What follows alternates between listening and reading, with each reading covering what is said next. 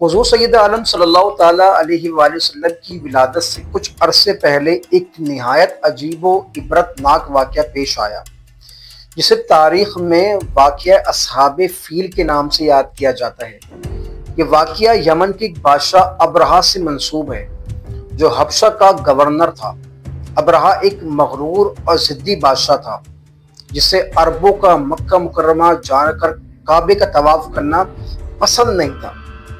اسے اس بات پر غصہ آتا تھا کہ لوگ یمن میں بنی ہوئی اس کی بڑی خوبصورت عمارتوں کو اور چرچ کو چھوڑ کر کعبے کی زیارت کے لیے جاتے تھے۔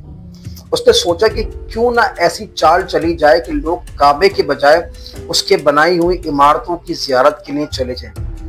ابرہہ نے صنعاء میں ایک بہت بڑی اور شاندار عمارت بنوائی، جسے وہ القلیس کہتا تھا۔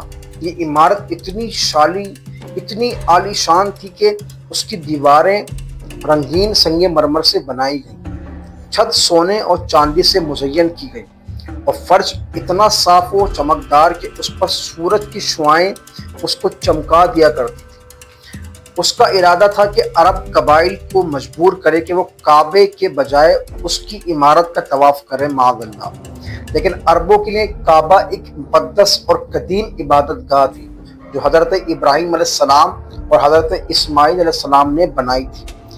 اسی لیے جب انہیں یہ پتہ چلا کہ ابرہہ ان کے قبلے کی توہین کر رہا ہے، ان کے خانہ کعبہ کی توہین کر رہا ہے، تو ان کے دلوں میں غصہ بھر گیا۔ ایک دن قبیلہ کنانہ کے غیور نوجوان نے غصے میں آ کر ابرہہ کی عمارت میں جا کر نجاست ڈال دی۔ ابرہہ کو جب یہ خبر ملی تو وہ غضبناک ہو گیا۔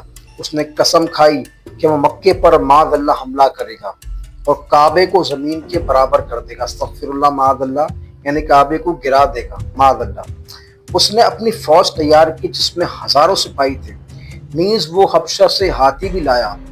اس فوج کے ساتھ ایک بہت بڑا ہاتھی بھی تھا جس کا نام محمود بتایا جاتا ہے۔ ابرہہ نے اس پر بیٹھ کر مکے کی طرف پیش قدمی شروع کی۔ جب ابرہہ کی فوج مکے کے قریب پہنچی تو اہل مکہ خوف زدہ ہو گئے۔ ان کا سردار اس وقت حضرت عبد المطلب رضی اللہ تعالی عنہ تھے، جو ہمارے حضور سید عالم صلی اللہ تعالی علیہ وآلہ وسلم کی دادا جان تھے، جو نبی کریم علیہ الصلوۃ والسلام کے جد امجد تھے۔ عبد المطلب رضی اللہ تعالیٰ عنہ بڑے باوقار اور باعزت شخص تھے۔ وہ ابرہہ کے پاس گئے تاکہ بات چیت سے کوئی حل نکالا جائے اور لڑائی کی نوبت نہ آئے۔ ابرہہ نے ان سے پوچھا کہ آپ کیا چاہتے ہیں؟ تو حضرت عبد المطلب نے کہا کہ میرے کچھ اونٹ تمہارے لشکر والوں نے پکڑ لیے، وہ واپس چاہیے۔ ابرہہ کو یہ بات سن کر ہنسی آئی۔ اس نے کہا کہ میں تو تمہارے رب کا معاذ اللہ خانہ کعبہ جو ہے وہ گرانے آیا ہوں، اور تم اونٹوں کی بات کر رہے ہو۔ حضرت عبد المطلب نے بڑی سنجیدگی سے جواب دیا کہ میں اونٹوں کا مالک ہوں اور کعبے کا مالک تو رب تھا، اور وہ خود اپنے گھر کی حفاظت فرمائے گا۔ ابرہہ اس جواب سے خاموش ہو گیا، لیکن اپنی ضد پر قائم رہا اور بات چیت پر قائم نہ رہا، اور اس نے لڑنے کی ٹھان لی۔ حضرت عبد المطلب یہ ارشاد فرما کر واپس مکہ آئے اور لوگوں سے کہا کہ سب پہاڑوں اور وادیوں کی طرف نکل جائیں، کیونکہ اب اللہ ہی اپنے گھر کا محافظ ہے۔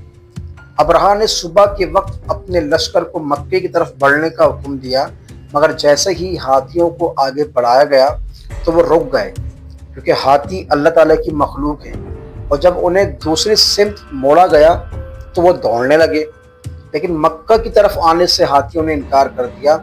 اسی دوران آسمان پر ایک عجیب منظر ظاہر ہوا۔ پرندوں کے غول، جنہیں قرآن پاک میں ابابیل کہا گیا، آسمان سے اترے۔ ان کے پنجوں اور چونچوں میں چھوٹے چھوٹے کنکر تھے، پتھر تھے۔ یہ پتھر عام پتھر نہیں تھے، بلکہ عذاب الہی کا ذریعہ تھے۔ ہر پتھر جس پر گرتا وہ کافر اسی وقت ہلاک ہو جاتا۔ پرندوں نے پورے لشکر پر بارش کی طرح پتھر برسا دی۔ ابرہہ کی فوج جو اپنے غرور اور گھمنڈ کا شکار تھی، اس میں افراتفری پھیل گئی۔ ہاتھی چیخنے چلانے لگے، سپاہی بھاگنے لگے، اور چند ہی لمحوں میں پوری فوج تباہ و برباد ہو گئی۔ ابرہہ خود بھی زخمی ہو کر یمن کی طرف بھاگ نکلا۔ لیکن کیونکہ یہ عذاب الہی تھا اس لیے راستے میں اس کا جسم ٹکڑے ٹکڑے ہو گیا اور وہ ذلت و رسوائی کے ساتھ مر گیا۔ اللہ تعالیٰ نے قرآن پاک میں اس واقعے کو سورہ فیل میں بیان فرمایا۔ ترجمہ: کیا تم نے نہیں دیکھا کہ تمہارے رب نے ہاتھی والوں کے ساتھ کیسا سلوک کیا؟ کیا اس نے ان کی چال کو ناکام نہیں بنایا اور ان پر ابابیل کے پرندے بھیجے جو ان پر پتھروں کے ذریعے عذاب برسا رہے تھے؟ بس اللہ نے انہیں ایسے کر دیا جیسے کھایا ہوا بھوسا ہوتا ہے۔ یہ واقعہ صرف ایک تاریخی قصہ نہیں بلکہ اللہ کی قدرت اور اپنے گھر کی حفاظت کا ایک زندہ ثبوت ہے۔ ابرہہ کے لشکر کے ساتھ جو کچھ ہوا وہ اس بات کی نشانی ہے کہ کوئی بھی طاقت چاہے کتنی ہی بڑی کیوں نہ ہو، اللہ کے حکم کے آگے کچھ نہیں۔ اس وقت عرب کے لوگ حیران رہ گئے کہ بغیر کسی جنگ کے ایک عظیم فوج خاک میں مل گئی۔ لوگوں نے سمجھ لیا کہ کعبے کا رب خود اس کی حفاظت فرماتا ہے، اور یہ بات عرب کے دلوں میں مزید گہری ہو گئی۔ یہ واقعہ نبی کریم علیہ السلام کی ولادت سے صرف کچھ عرصے پہلے پیش آیا، اسی لیے اس سال کو عام الفیل کہا جاتا ہے، یعنی ہاتھیوں کا سال۔ عرب کے لوگ اپنی تاریخ اسی واقعے میں شمار کرتے تھے۔ اس واقعے نے مکے اور کعبے کی عظمت کو زیادہ بڑھا دیا۔ نبی کریم علیہ السلام دنیا میں تشریف لائے تو یہ وہی کعبہ جس کا دشمن ابرہہ تھا اب اسلام کی روشنی کا مرکز بن گیا تھا۔ یہ واقعہ آج بھی مسلمانوں کو یہ سبق دیتا ہے کہ اللہ تبارک و تعالیٰ اپنے دین، اپنے رسول اور اپنی عبادت گاہوں کی حفاظت خود فرماتا ہے۔ اگر کوئی انسان یا طاقتور غرور میں آ کر اللہ کے دین یا شاعر اسلام کے خلاف کھڑا ہوتا ہے تو وہ ابرہہ کی طرح انجام پاتا ہے۔ اصحاب فیل کی کہانی دراصل ایمان والوں کے لیے تسلی اور منکروں کے لیے تنبیہ ہے۔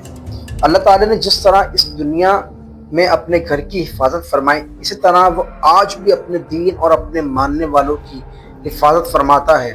اور واقعات ہمارے سامنے آتے رہتے ہیں کہ جو دین کے ساتھ لگ کر چلتے ہیں، جو دین کی خدمت کرتے ہیں، اللہ تعالیٰ ان کی حفاظت فرماتا ہے۔ وقت کے ساتھ نام بدل جاتے ہیں، بادشاہ مر جاتے ہیں، مگر رب العالمین ہمیشہ قائم ہے، ہمیشہ دائم ہے، اور وہ ہمیشہ ہمیشہ رہنے والی ذات ہے۔ اصحاب فیل کی یہ داستان نہ صرف تاریخ کا ایک باب ہے بلکہ قیامت تک کے لیے ایک نشانی ہے کہ ظلم اور تکبر کا انجام ہمیشہ رسوائی اور تباہی والا ہی ہوتا ہے۔